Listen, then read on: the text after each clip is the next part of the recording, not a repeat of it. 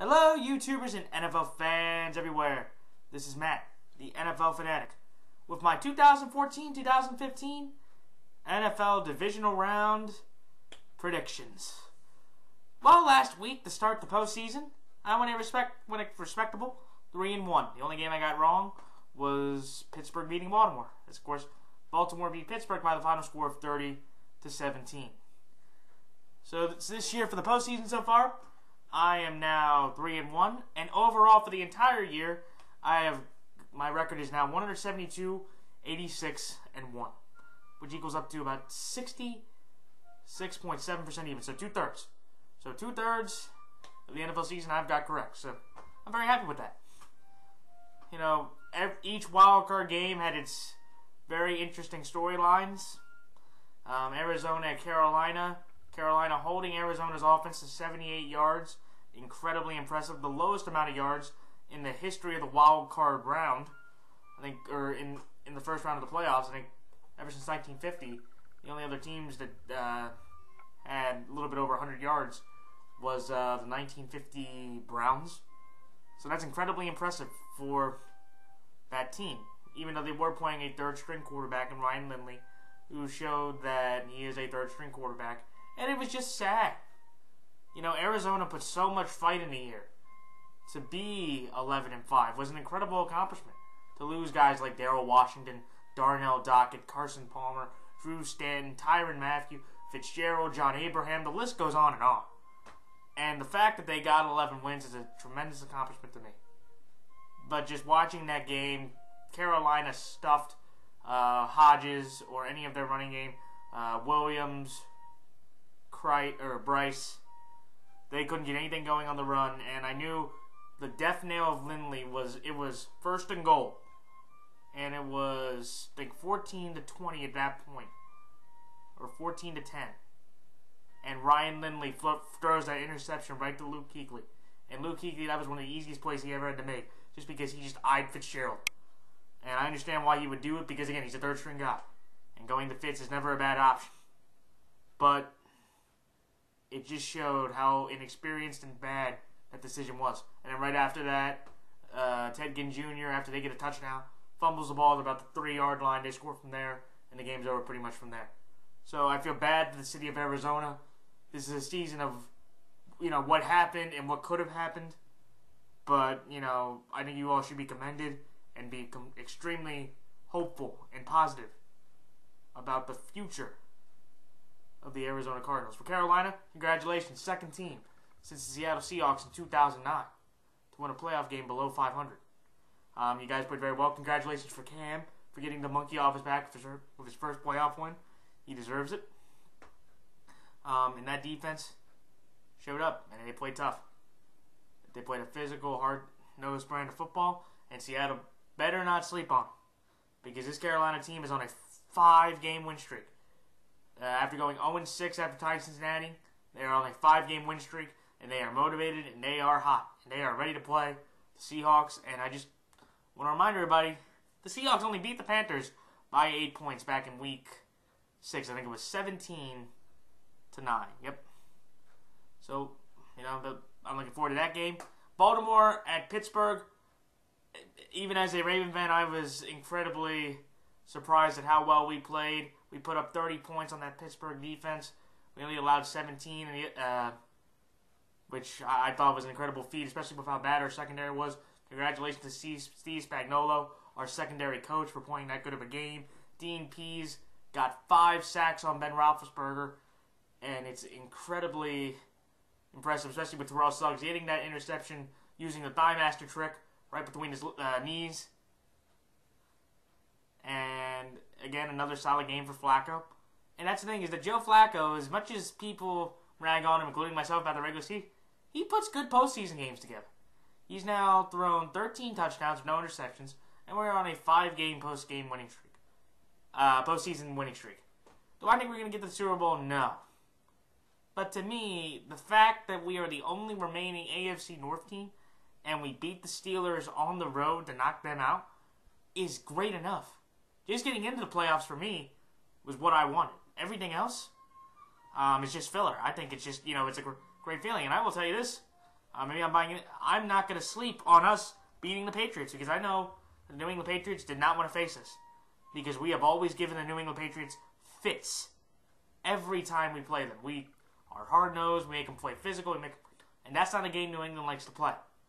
And just knowing that we have John Harbaugh and Joe Flacco are the only quarterback coach duo to go into Foxborough and win multiple road games is an incredible accomplishment. So, we're not scared.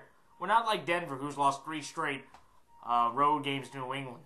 Or Indy, who, with Andrew Luck, has been blown out 3 times. Or, back-to-back times. And going back to our 3rd time doesn't scare him. For us, we just know it's, Foxborough. We're going to play tough, and if John Harbaugh wins, he'll have the most road wins all time for our head coach. That's incredibly impressive. But that shows how consistent we are as a team, and New England, you better get your chin strap on. You have a tough game. Cincy and Indy, you felt bad for the Bengals. They couldn't have A.J. Green. They didn't have Jermaine Gresham. Dalton only threw for 135 yards, but he had another 2 turnovers, and it's time for Marvin Lewis to go.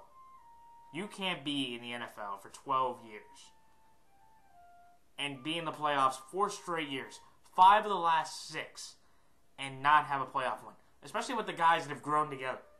Andy Dalton's been there for 4 straight years. A.J. Green's been there for 4 straight years. That defense has pretty much been there for 4 straight years, and this team continues to win regular season games.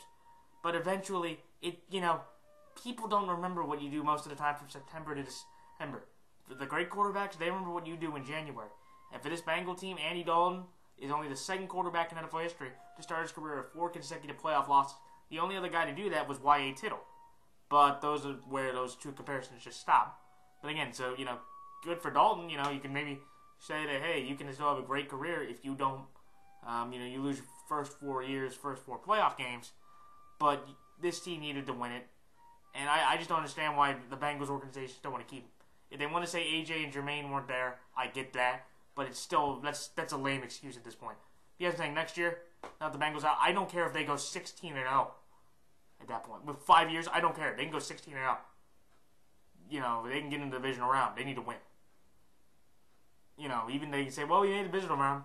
I don't care. This team needs to win a playoff game next year under Marvin Lewis, or, just the pressure will keep mounting, and I will still be amazed at looking at that bungle city of Cincinnati and really understanding why that organization and why Mike Brown can be willing to stay with a mediocre coach like Marvin Lewis.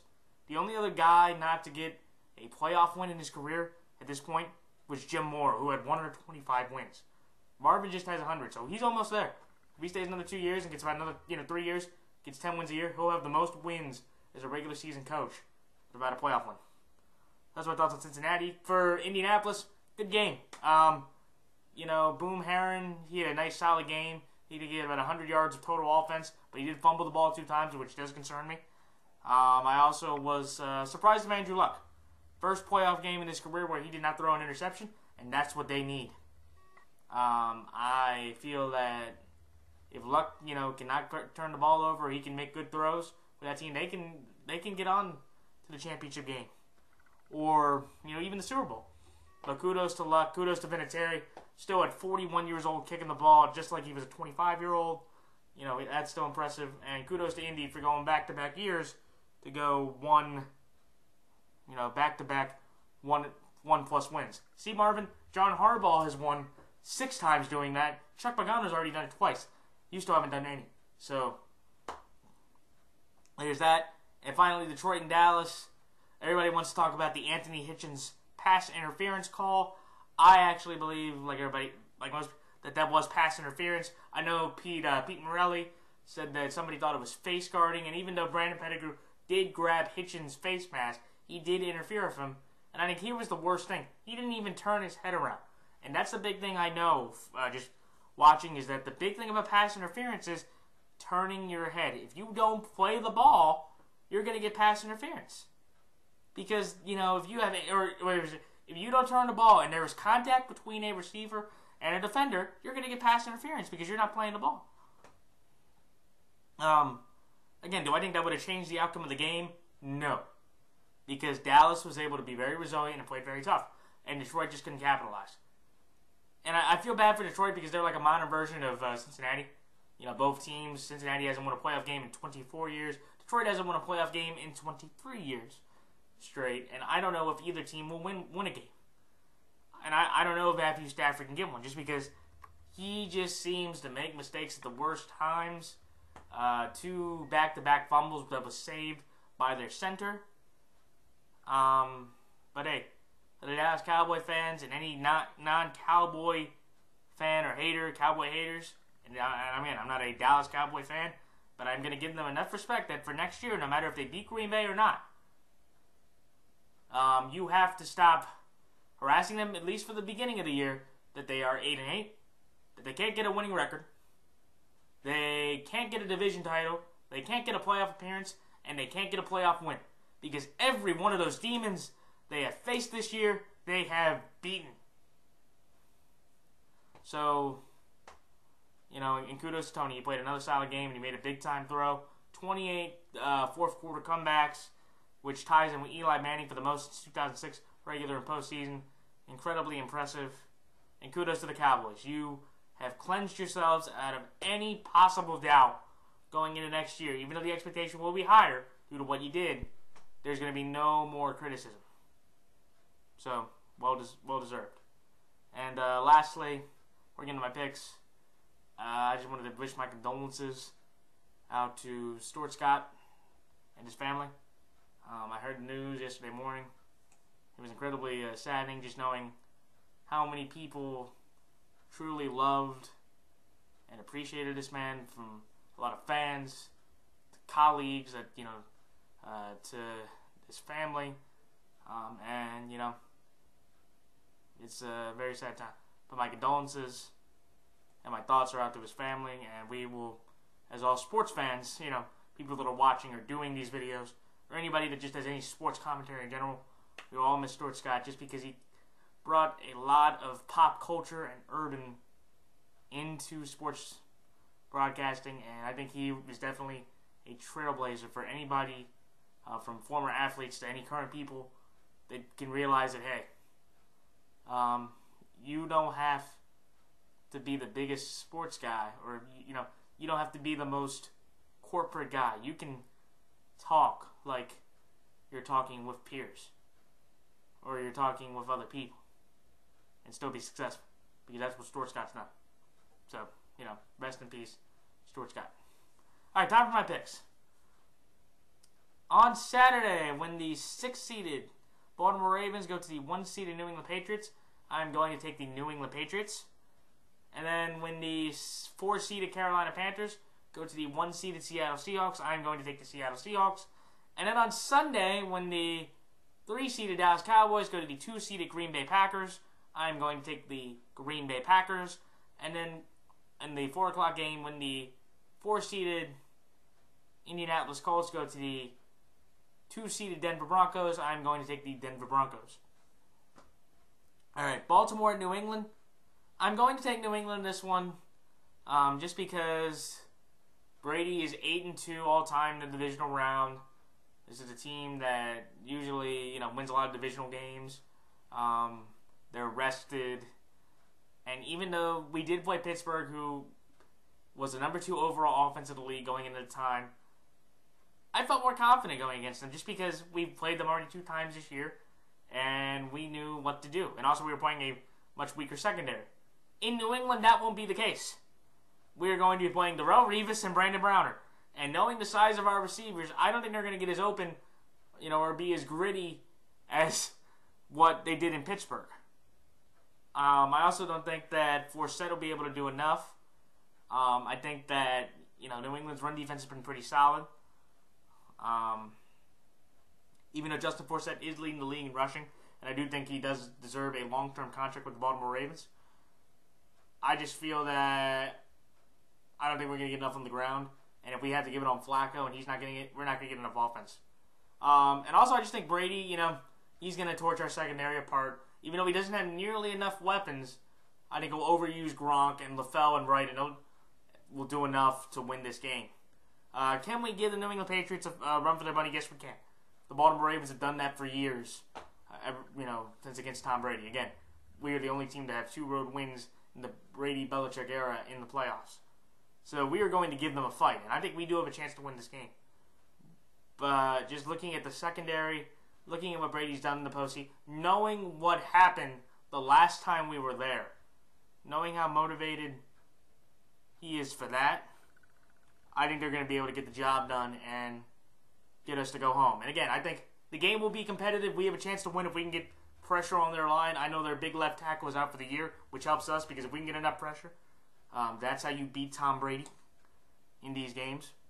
We do have a chance to win, but I don't think we will. And Raven fans should not be disappointed. As a Raven fan, I am just happy that we made it to this point.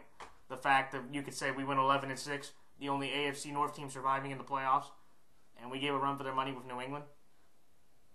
That's good enough. I'm really excited to see the game, but I think the Ravens, as much as I want them to win, are going to get their playoff hopes ended by New England.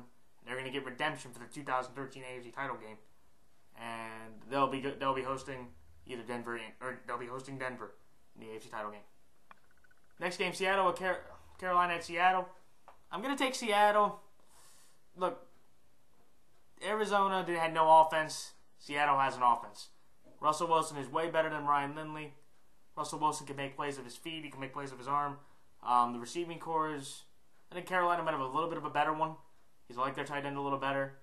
But also there's a team that beat Carolina in the last 2 years.